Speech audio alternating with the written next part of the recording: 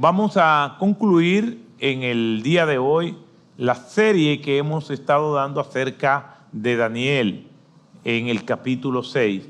Hicimos una pausa para hablar acerca de la pregunta que los discípulos le hicieron a nuestro Señor Jesucristo sobre la restauración del reino. Allí en Hechos capítulo 1, versículo 6.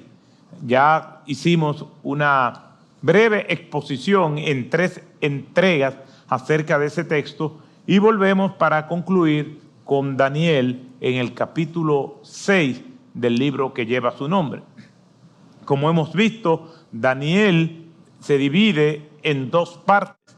Desde el capítulo 1 hasta el capítulo 6 es narrativa histórica y a partir del capítulo 7 hasta el capítulo 12 es profecías y las visiones de Daniel. Por eso estamos en la frontera de la primera parte del libro de Daniel, que es el capítulo 6. Y vamos a estar viendo la conclusión de ese episodio donde Daniel es enviado al foso de los leones. Pero ¿por qué Daniel es enviado al foso de los leones? Es enviado porque fue víctima de una conspiración en su contra. Los funcionarios, que eran algunos de ellos colegas de Daniel, sentían envidia, se sentían amenazados por la integridad de Daniel. Para uno encontrarse con dificultades y problemas en la vida, uno no tiene que actuar mal, simplemente basta con actuar bien para que eso le genere hostilidad y adversarios. Daniel, un hombre íntegro, desde que llegó como exiliado a la ciudad de Babilonia. Cuando nosotros vamos a Daniel capítulo 1, versículo 4, vemos que Daniel era entre esos jóvenes exiliados que vinieron o que fueron traídos para servir en la corte del rey Nabucodonosor. Cuando nosotros examinamos el capítulo 1, versículo 4, comienza diciendo, muchachos en los cuales no hubiera tacha alguna. El término muchacho nos sugiere la edad que tenía Daniel, porque es un término hebreo que significa joven adulto, es decir, una persona entre 12 y 17 años. Ese era el rango de edad que tenía Daniel. Era una persona entre 12 y 17 años. Si buscáramos una media, entonces pudiéramos decir que Daniel tenía aproximadamente entre 14 y 15 años cuando llegó a la ciudad de Babilonia. Partiendo de que la Escritura nos dice que los judíos duraron 70 años exiliados en Babilonia y después se les permitió regresar a la ciudad de Jerusalén, entonces nos damos cuenta que Daniel, para este tiempo, en el capítulo 6, sirviendo en la corte del rey Medo Darío, que ya hemos explicado la dificultad histórica que hay con este personaje, pues Daniel tendría algunos 85 o 90 años. Daniel ya es un viejo, pero ha servido en la corte ya para este tiempo de 3 reyes, Nabucodonosor, Belsasar y ahora Darío. Y más adelante vamos a ver que sirvió también en la corte del rey Ciro. En lo que nosotros tenemos como data de la vida de Daniel, entonces Daniel desde aproximadamente de su adolescencia sirvió en la corte de 4 reyes, Nabucodonosor, Belsasar, Darío y Ciro. Aquí lo vemos en el último tramo de su vida pública y Daniel está todavía sirviendo en la corte de los reyes, sirviendo como representante de Dios, pero aún así Daniel tiene que enfrentar pruebas en su vida. El hecho de que nosotros estemos ya con muchos años en el Evangelio no quiere decir que las pruebas van a cesar. Vamos a estar luchando continuamente, primero con nosotros mismos, con nuestras apetencias carnales, con nuestras debilidades, pero también vamos a tener luchas y ataques que vienen desde fuera. Vamos a estar leyendo lo que le dijo precisamente Darío a Daniel en el capítulo 6, versículo 16, y es el título que lleva esta serie, Dios te librará. Dice la Escritura en Daniel capítulo 6, versículo 16, el rey entonces dio órdenes que trajeran a Daniel y lo echaran en el foso de los leones. El rey habló a Daniel y le dijo, tu Dios, a quien sirves con perseverancia, Él te librará. Ya estamos en esta última parte y hemos visto los detalles de todo esto que ha acontecido. Ahora Daniel está en el foso de los leones. Va a pasar una noche allí. Mientras Daniel se va al foso de los leones, el rey Darío se va a su recámara para tratar de descansar y tratar de dormir. Sin embargo, nos dice la Escritura en esta narrativa exquisita del libro de Daniel que el rey no pudo hacer nada de esto. El rey tenía cierto afecto por Daniel porque lo admiraba por su integridad, porque sabía que todos los asuntos del Estado que estuvieran en las manos de Daniel iban a estar en orden. Cuando nosotros leemos el versículo 4 del libro de Daniel, se nos dice que no había negligencia ni había corrupción. Muy por el contrario, en Daniel había un espíritu extraordinario y el rey Darío tenía como plan ponerlo como el principal de sus funcionarios y todos los demás por debajo de Daniel. Por lo tanto, el rey tenía cierto pesar por la situación en que se encontraba Daniel. Y vamos a ver la reacción del rey cuando Daniel fue llevado al foso de los leones. Dice la Escritura en Daniel capítulo 6, pero entonces a partir del versículo 14 dice lo siguiente: al oír estas palabras, el rey se afligió mucho y se propuso librar a Daniel, y hasta la puesta del sol estuvo buscando la manera de librarlo.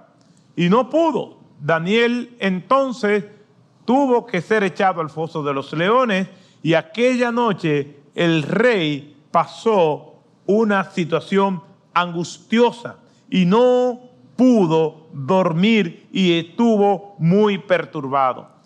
Al amanecer, pues Daniel está intacto. Los leones no pudieron hacerle nada. Y precisamente de eso es lo que yo quiero en esta última entrega de esta miniserie, hablar de lo que pasó con Daniel. ¿Qué habría sido del profeta durante toda la noche? Cuando nosotros vemos cómo él pasó la noche, entonces hay un marcado contraste en cómo el rey pasó su noche. ¿Qué habrá sido del profeta? Él había pasado una noche mucho más tranquila y pacífica entre esos leones feroces y hambrientos que la del rey había pasado allí en su recámara.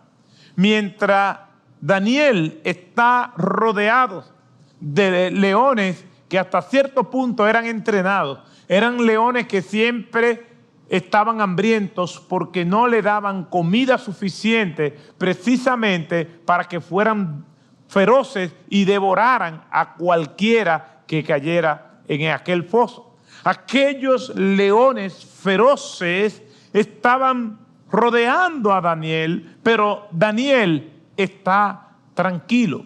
Eso nos debe llevar a nosotros al Salmo 23, que nos dice el salmista: aunque ande por el valle de la sombra de la muerte, no temeré mal alguno, porque tú estarás conmigo. Y la palabra de Dios está llena de promesas que nos indican el acompañamiento de Dios en cualquier circunstancia, porque Dios está con nosotros como poderoso gigante. Porque le dijo Eliseo a su siervo: no tema, porque mayor es el que está con nosotros que el que está contra nosotros. Si Dios es con nosotros, ¿Quién contra nosotros? Porque nuestro Señor está con nosotros todos los días hasta el fin del mundo. Porque Dios es fiel y justo y no dejará al justo desamparado. Ese es el Dios que nosotros tenemos. Ese mismo Dios que estaba con Daniel también está con nosotros. Aunque no veamos que los leones cierren su boca, aunque su rugido nos reviente los tímpanos, el Señor está con nosotros. Ahora, ¿cómo lo sabemos? Por su palabra. Nuestros sentimientos y emociones probablemente nos van a decir, no, Él no está aquí. O nos vamos a preguntar, ¿dónde está Dios? O nos vamos a decir, ¿hasta cuándo Dios? Y nuestras emociones pueden traicionarnos, incluso pueden llevarnos a profanar o blasfemar el nombre del Señor. Porque nosotros hemos condicionado las promesas de Dios a cómo nosotros nos sentimos. Y eso no es lo que nos enseña la palabra. Nosotros confiamos porque la Biblia es la palabra de Dios. Y si ella dice que Dios está con nosotros, aunque no lo veamos, aunque no lo sintamos, Dios está con nosotros. Porque Dios no miente, ni es un hijo de hombre para que mienta, ni para que se arrepienta. Y la palabra de Dios nos confirma que Él está con nosotros. Daniel estaba confiado y el rey estaba atormentado. Y nos preguntábamos en la última entrega sobre este pasaje, entonces, ¿quién es el prisionero? Las verdaderas celdas, los verdaderos barrotes están en el corazón del ser humano. Mientras Daniel tiene una conciencia tranquila, el rey está agitado y no puede dormir. Mientras él está en su cama, rodeado de guardias de seguridad y con toda la tranquilidad que humanamente una persona puede tener, Daniel está rodeado de leones que quieren desgarrar y descuartizar su cuerpo. ¿Quién es el prisionero? El rey, estando libre, estaba prisionero de su conciencia, mientras Daniel, siendo prisionero, estaba más libre que nunca. La importancia de actuar bien es que la conciencia no nos mortifica. Déjeme explicar qué quiero decir con esto. Cuando nosotros actuamos mal, hay dos consecuencias inmediatas. Primero, las consecuencias que vienen por causa del pecado y la consecuencia de la mortificación de nuestras conciencias por haber hecho algo malo. En otras palabras, la convicción, la intranquilidad, la agitación que tenemos cuando hemos hecho algo malo, que nos asedia, que nos embosca, que nos persigue, que no importa lo que nosotros hagamos, no importa lo que tratemos de distraernos, esa conciencia, si somos verdaderos creyentes, va a estar ahí mortificándonos porque es la acción del Espíritu Santo trayendo a nosotros convicción de pecado. Entonces tenemos doble consecuencia. La consecuencia del pecado en sí, que pueden tardar o pueden venir de manera inmediata, pero la vamos a tener. Y aparte de esas consecuencias, entonces está la consecuencia de la mortificación, de ese espueleo, de esos martillazos que vienen de nuestra conciencia intranquila, agitada, mortificada. Cuando nosotros andamos bien y nos viene algún infortunio, lo único que vamos a tener es la consecuencia de las circunstancias, pero no de la conciencia. Lo único que vamos a tener que enfrentar es las incomodidades propias de la adversidad. Pero como nosotros no hemos provocado esa adversidad, la conciencia es un instrumento del Espíritu Santo para consolarnos y darnos paz.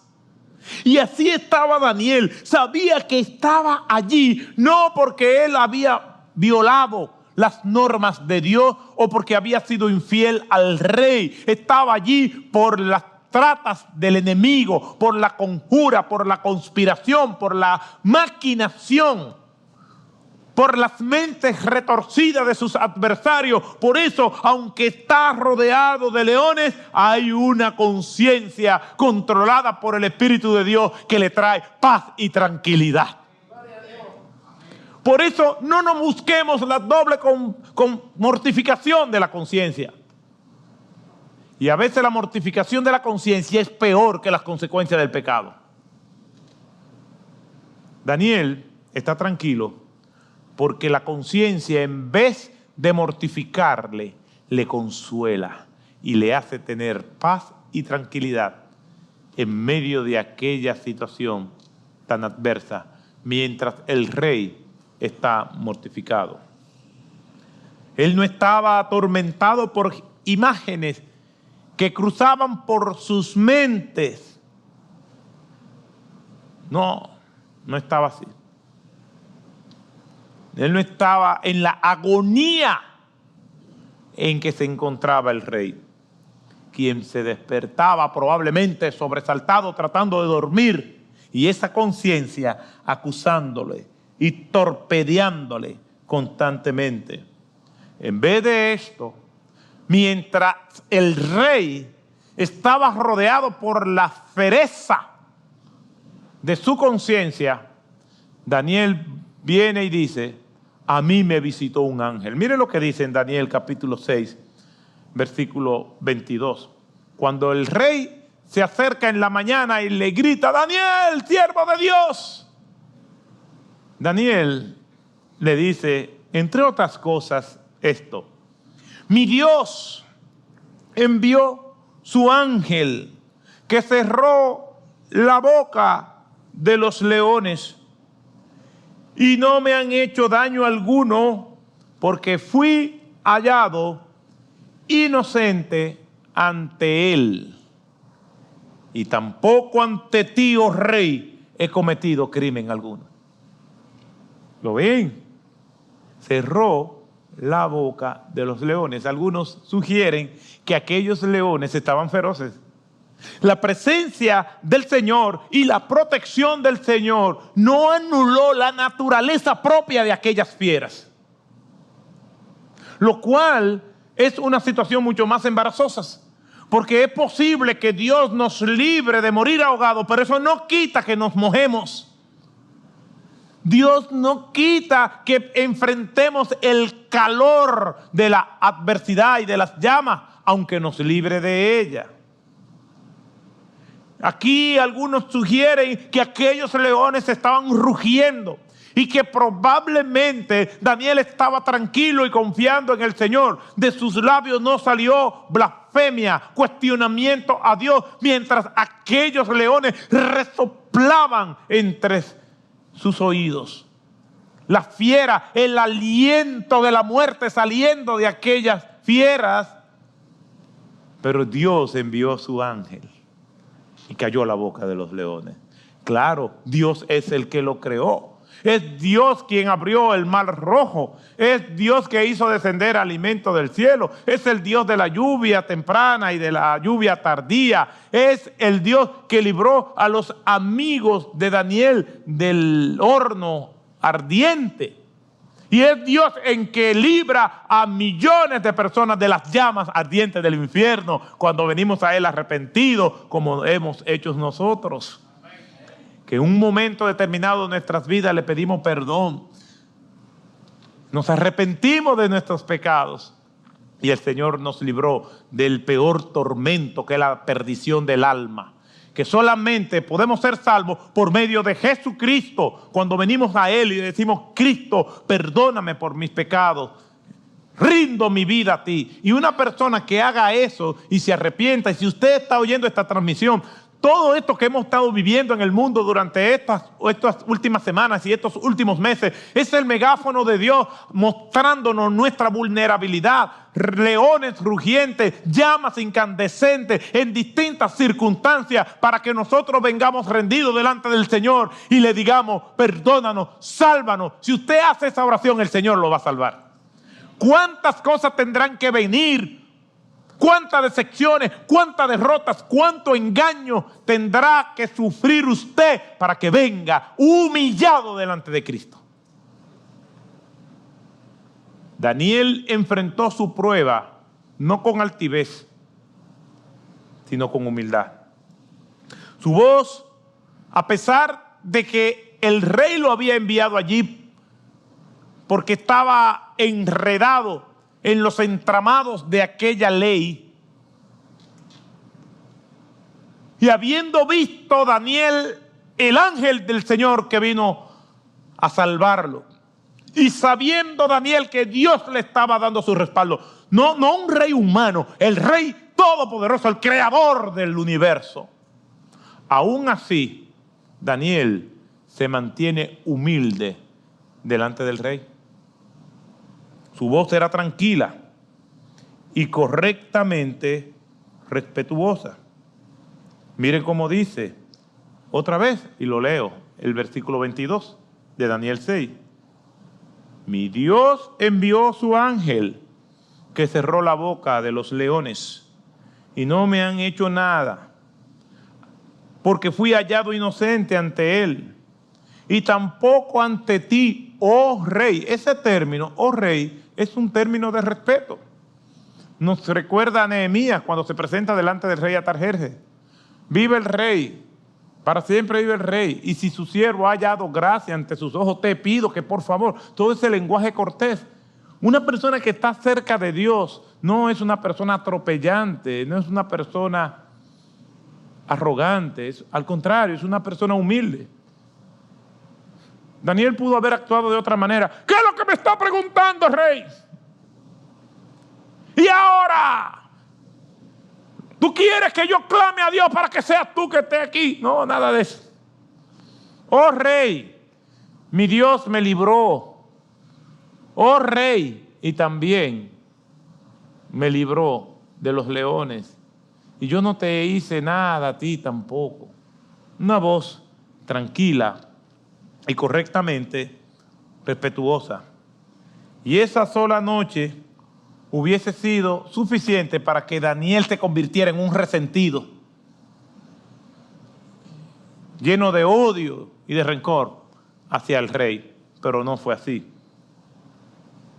Lo que le sucedió a Daniel fue que siguió siendo el mismo hombre de oración que pudo haber sido, que podemos ser nosotros.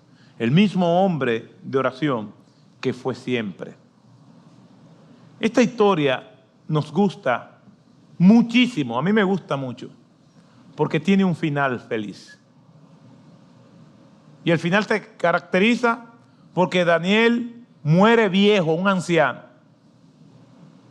y muere bien, con influencias, con buen testimonio, y nos deja un sabor dulce al terminar el libro. Por eso nos gusta esta historia. Y nosotros lo que quisiéramos es que la vida de Daniel y cómo Dios lo respaldó en todo se replique en nosotros. Quisiéramos que cada vez que nosotros oráramos, que cada vez que nosotros oremos, digamos, Señor, cierre la boca a los leones, y los leones cierren su boca. Abre el mar en dos, y el mar se abre en dos. Que caiga alimento del cielo, y caiga alimento del cielo. Que haga descender la lluvia, y descienda la lluvia. Esa es la parte de Dios que a nosotros nos gusta. Que Dios nos complazca en todo lo que nosotros le pedimos. Por eso es que nos gustaría tener un ministerio como Daniel, una vida como Daniel. Sin embargo, el que tenga un final como nosotros queremos, no depende tanto de cómo Daniel actuó, sino de la soberana voluntad de Dios. ¿Por qué? Porque si Dios va a actuar así siempre, lo único que tenemos que entonces hacer lo que Daniel hizo, Y entonces nuestra relación con Dios obedecería a una fórmula. Bueno, si tú tienes una vida de oración, si tú oras 3 veces al día, si tú te mantienes fiel a Dios, si tú no pecas contra Dios, entonces Dios siempre va a callar la boca de los leones. Dios siempre va a abrir el mar rojo en 2, o el azul, o el verde, o el blanco. Siempre Dios lo va a abrir. Siempre Dios va a derrotar a tus enemigos. Solamente tiene que obedecer a esta fórmula. Y aunque nos parezca extraño, para muchas personas el evangelio es así. Si tú haces esto, esto y aquello, Dios hará esto, esto y esto. Lamentablemente no es así. O afortunadamente no es así. Solamente Dios conoce sus propósitos con profundidad y no nosotros. Hay muchos creyentes que creen que si hacen esto, esto y aquello, Dios tiene la obligación de hacerlo. Es como quien dice: Dios, yo me porté bien, ahora cumple tu parte. A veces nuestros hijos son así. Me fue bien en la escuela. ¿Cuáles son mis regalos? Mis regalos. En plural.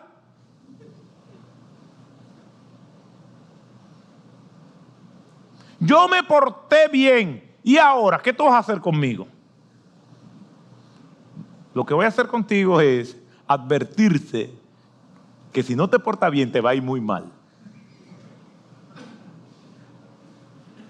A veces ponemos las buenas acciones como algo extraordinario. Bueno, en un mundo caído y corrompido, nuestros deberes cumplidos parecen ser cosas extraordinarias cuando debe ser lo normal. Imagínense que, bueno, me pasó en una ocasión, predicándole el evangelio a una señora. Esa señora me dijo: bueno, yo no tengo nada de que arrepentirme, porque yo le soy fiel a mi marido, yo soy una buena madre, yo soy muy buena vecina, yo a todo el que le pueda hacer un bien, le hago el bien, yo no hablo mal de nadie. Pero yo me pregunto, ¿y esos no son sus deberes?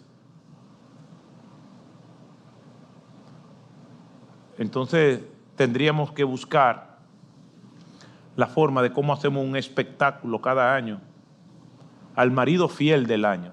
No, ese es su deber. Nuestro deber, nuestra obligación es actuar bien. Claro que la palabra de Dios nos dice que debemos estimularnos a las buenas obras, pero que nosotros no necesitamos que se nos den premios por hacer lo que es correcto. Eso es lo correcto. Lo que tenemos que recordar es las consecuencias que pueden venir por no hacer lo correcto. Nuestro Señor Jesucristo, hablándole a sus discípulos, en el libro de Lucas, les recuerda a ellos lo siguiente: cuando hayáis hecho todo lo que le corresponde haber hecho, entonces digan: siervos inútiles soy, porque lo que tenía que hacer, eso hice. Eso es serio. El Señor lo está diciendo. Vamos a leerlo, porque para mí eso es muy formidable, porque nosotros creemos que realmente necesitamos algún tipo de reconocimiento especial cuando hagamos las cosas que son correctas. El Señor sí nos bendice, el Señor sí nos dirige, aun cuando nosotros no hacemos la cosa correcta, porque todo es por gracia y por misericordia del Señor. Todo es por su voluntad. Todo es para que nosotros, al haber hecho lo que teníamos que hacer, digamos: siervos inútiles sois, porque lo que tenía que hacer, eso hicisteis. Cuando nosotros vamos a la vida de Daniel nos enseña que Daniel tuvo una dependencia en todo momento del Señor. Y dentro del propósito de Dios estaba librarlo, porque Dios todavía tenía planes con Daniel. Porque no fue que lo libró de los leones para que Daniel entonces hiciera lo que él hiciera. Lo libró de la boca de los leones porque Dios todavía quería usarlo. Pero hay momentos donde Dios decide lo contrario y como quiera es santo, poderoso, misericordioso, bueno, lleno de gracia y de bondad. Dios no es un Dios que cambia en su carácter cuando permite que la historia termine diferente.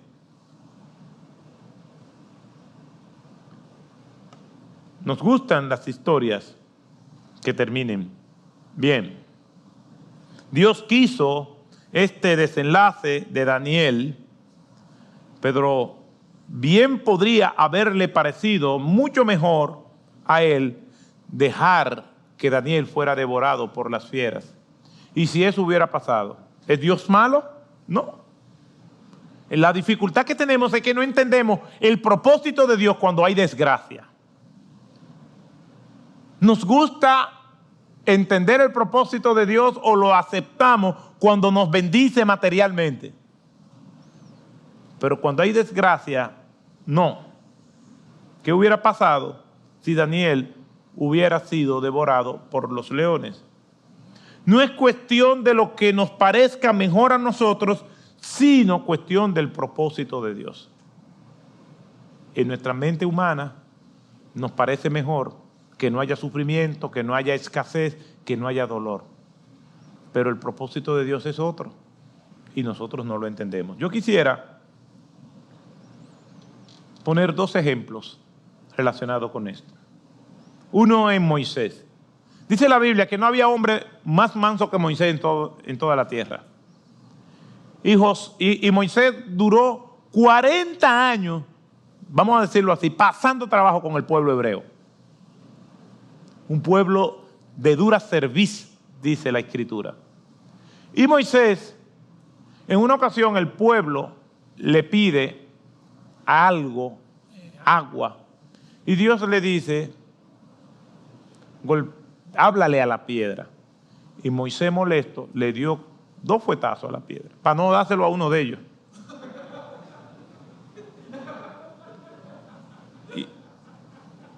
Y Moisés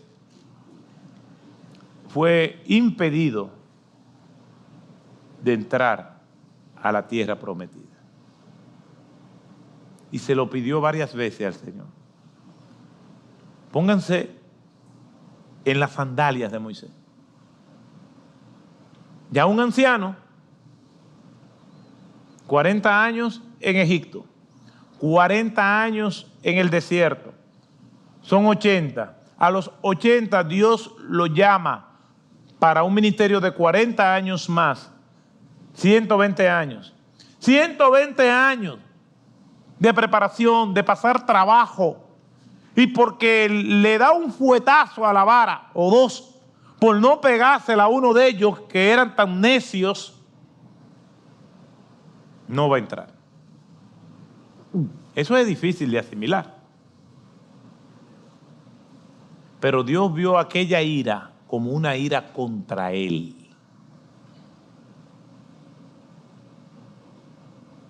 Porque ese pueblo no era de Moisés. Ese pueblo es de Dios. Por eso debemos tener tanto cuidado cuando vamos a hablar o accionar contra otros. Contra un hermano. Porque si es un hermano, es hijo de Dios. Y si es hijo de Dios, Cristo murió por él. Ten cuidado cómo tú hablas del hermano. Cómo reacciona. Cómo embriagado en resentimiento y en amargura dice toda clase de mal contra otra persona. Pero no solamente contra el hermano, contra el prójimo. Porque la Biblia dice, ama a tu prójimo como a ti mismo. Moisés quería entrar. Y esto fue lo que Dios les respondió en Deuteronomio 3, 25 y 26. Permíteme, te suplico, cruzar y ver la buena tierra que está al otro lado del Jordán. Señor, soy un viejo, he pasado trabajo. Tú sabes más que nadie cómo he tratado de serte fiel. Tú mismo dijiste que yo soy el hombre más manso sobre la tierra. Ayúdame, te suplico. Lo único que quiero es pisar aquella tierra. Lo único, morirme allí.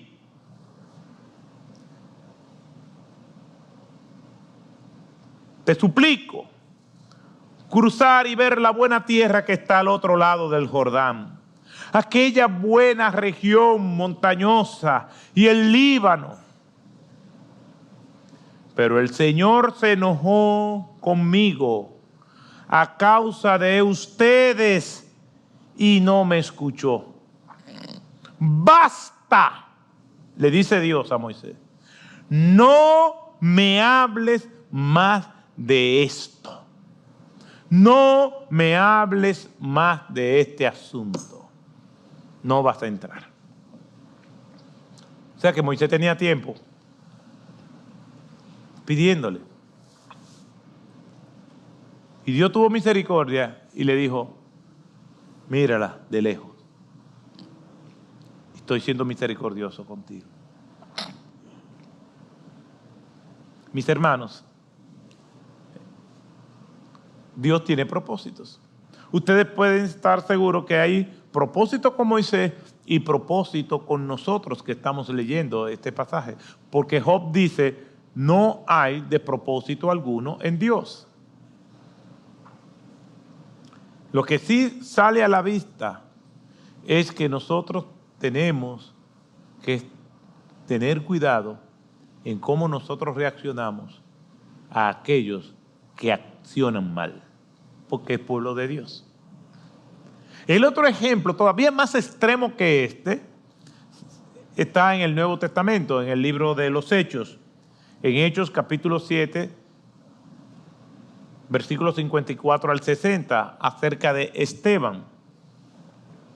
Dice la Escritura en Hechos 7, 54 al 60, cuando Esteban es apedreado por el oficialismo religioso judío, dice de la siguiente manera. Al oír esto, se sintieron profundamente ofendidos y crujían los dientes contra él. Pero Esteban, lleno del Espíritu Santo, fijó los ojos en el cielo, vio la gloria de Dios y a Jesús de pie a la diestra de Dios. Y dijo, he aquí veo los cielos abiertos y al Hijo del Hombre de pie a la diestra de Dios. Entonces ellos gritaron a gran voz y tapándose los oídos arremetieron a una contra él y echándolo fuera de la ciudad comenzaron a apedrearle. Y los testigos pusieron sus mantos a los pies de un joven llamado Saulo. Y mientras apedreaban a Esteban, él invocaba al Señor y decía, Señor Jesús, recibe mi espíritu. Y cayendo de rodillas, clamó en alta voz, Señor, no le tomes en cuenta este pecado. Habiendo dicho esto, durmió. Un siervo de Dios. Algunos dicen que es el primer mártir del cristianismo. Un hombre entregado a la causa de Cristo. Y es muerto de una manera tan brutal y despiadada, a pedradas, por aquellos que eran enemigos de Cristo.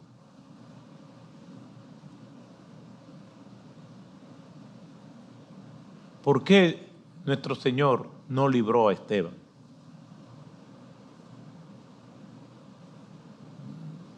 No sabemos.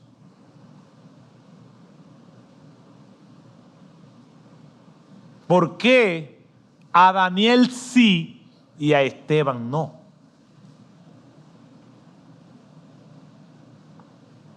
¿Era Esteban menos espiritual que Daniel? No. Cuando nosotros vamos al libro de los Hechos, nos vamos a dar cuenta algo acerca de la vida de Esteban. Un hombre íntegro. Miren cómo dice en Hechos capítulo 6. Pero más atrás. Hechos 6 dice lo siguiente. Versículo 2. Entonces los 12 convocaron a la congregación de los discípulos y dijeron: no es conveniente que nosotros descuidemos la palabra de Dios para servir a las mesas. Por tanto, hermanos, escoged entre vosotros 7 hombres de buena reputación, llenos del Espíritu Santo y sabiduría. Cuando vemos la lista de esos hombres, dice el versículo 5, lo propuesto tuvo la aprobación de toda la congregación y escogieron en primer lugar ¿a quién? A Esteban. Esteban era un hombre de buen testimonio, lleno del Espíritu Santo y sabio. Quiere decir que no era cualquier persona. Versículo 8 de ese mismo capítulo 6. Y Esteban, lleno de gracia y de poder, hacía grandes prodigios y señales entre el pueblo. Hay que añadir que era un hombre poderoso, que Dios lo había dotado de cualidades extraordinarias. Pero Dios quiso que muriera así.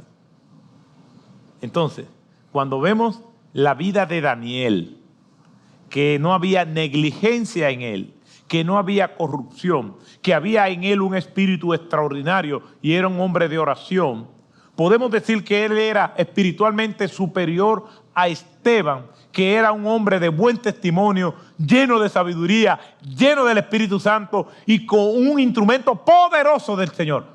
Van ahí. Pero Dios permite que Esteban muera así.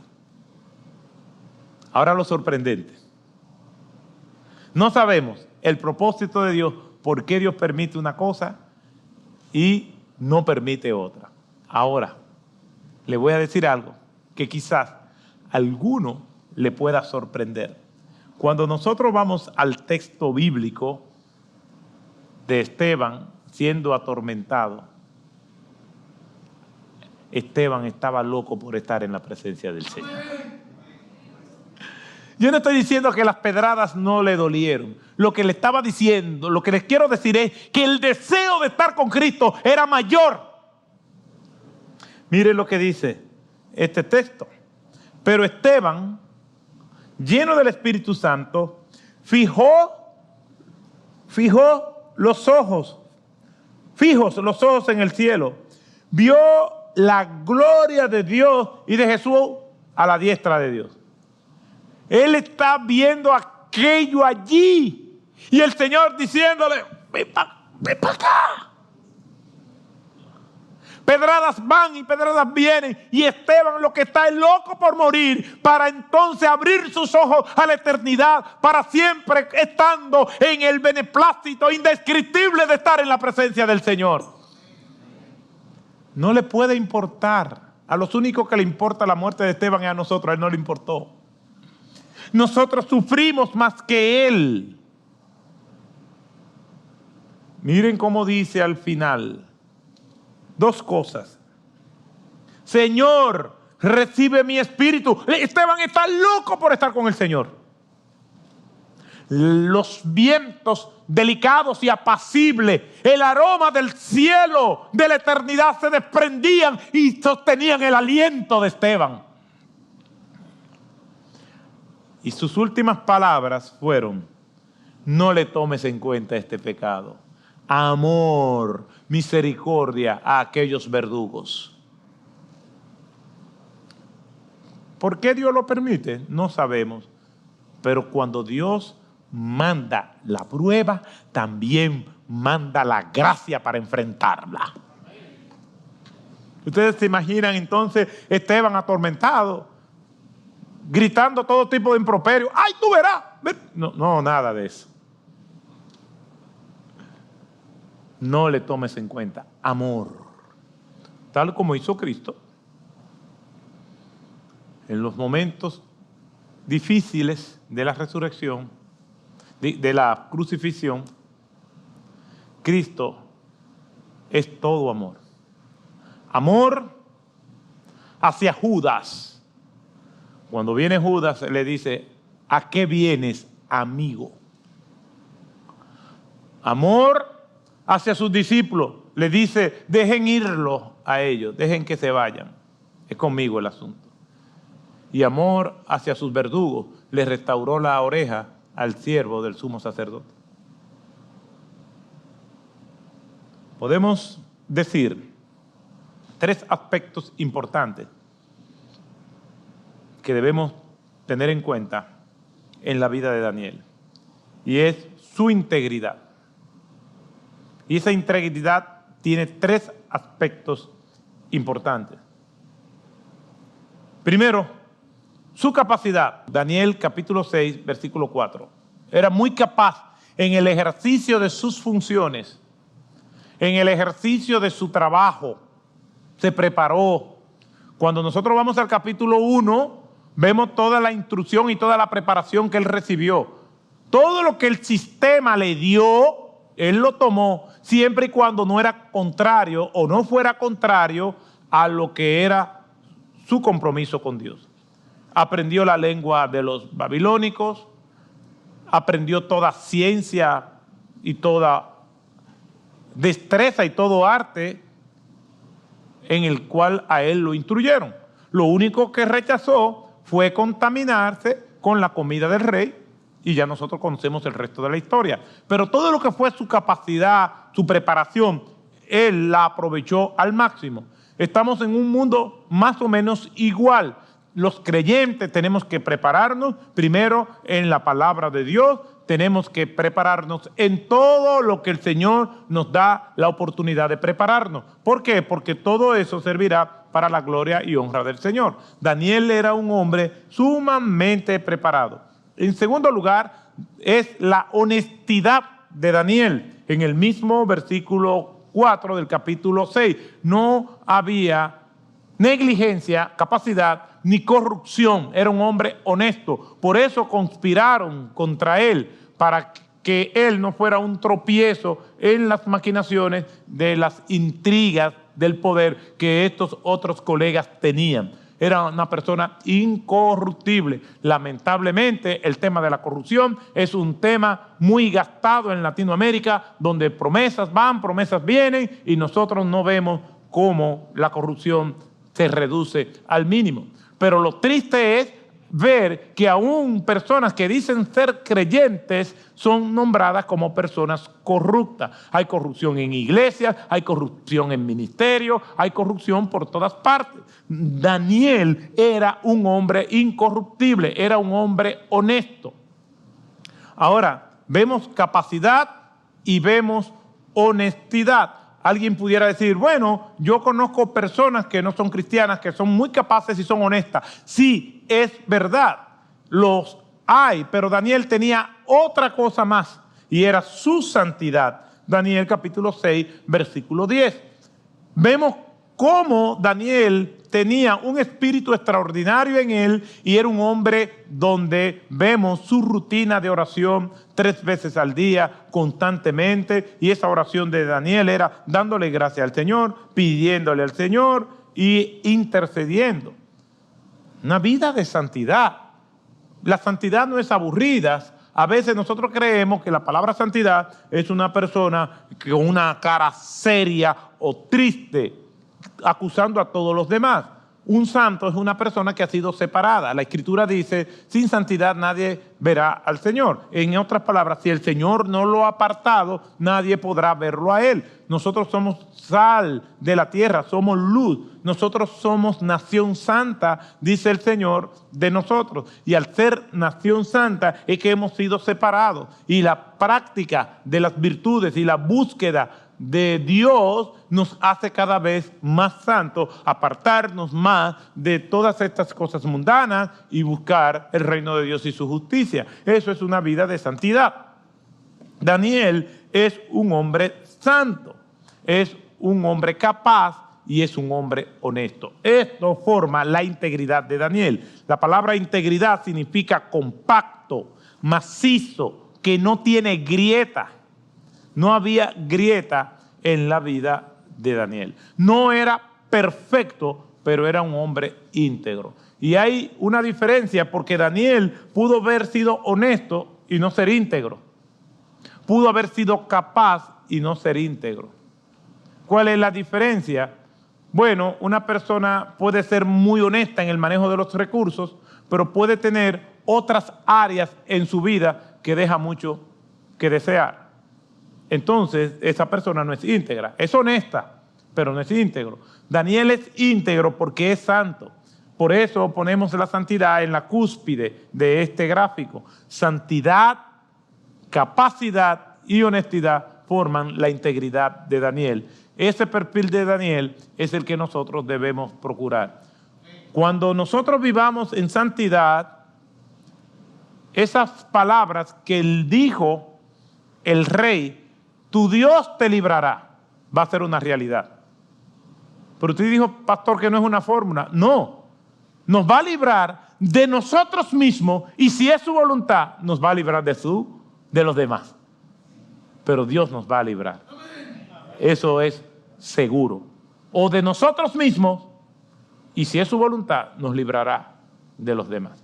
Que el Señor nos bendiga y nos ayude a vivir en esa vida de integridad de Daniel.